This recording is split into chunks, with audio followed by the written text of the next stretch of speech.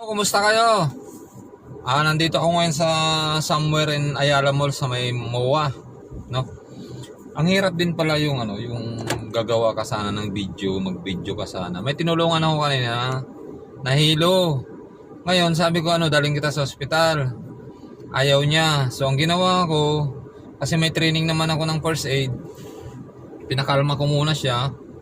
And then pinainom ko siya ng tubig. Pinaupo ko sa gilid, tapos tumawag ako ng security, in-endorse ko sa security, and then security na yung magbibigay ng pangunahing lunas o yung hakbang para sa safety protocol, no? Sila na, kumbaga tinun-over ko, parang bola Parang bola, tinanggap ko yung bola, pinasa ko na sa kanila. So, siyempre, wala na ako sa jurisdiction. Kumbaga, kung security pa ako nun, kasi dati akong security, talagang gagawin ko kung anong dapat kong gawin. Pero although ginawa ko naman, pinatabi ko siya, pinakalma ko siya, binilang ko siya ng tubig, pinainom ko siya, and then sabi ko sa kanya, huwag mong kalimutan na uminom ng maraming tubig. More on water ngayon kasi mainit yung panahon. Tapos sabi ko, hanggat maaari, kung may payong ka, o sombrero, o towel, ilagay mo sa ulo mo. Ayun.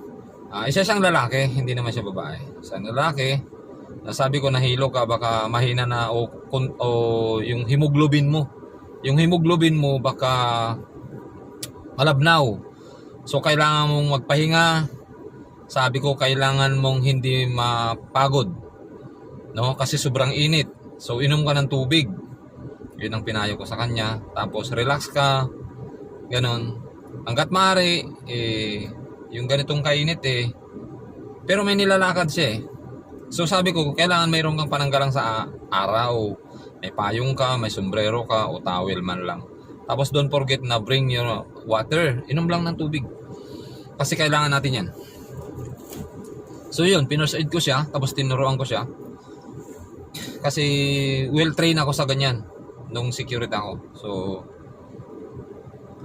ganun lang. So ang hirap din pala na gusto mong i-video, gusto mong i-vlog yung ginawa mo, hindi mo magagawa kasi mag-isa ka lang. So kaya kailangan talaga unity, tulungan talaga. Okay? Ingat kayo, inom kayo ng maraming tubig. Okay? God bless all.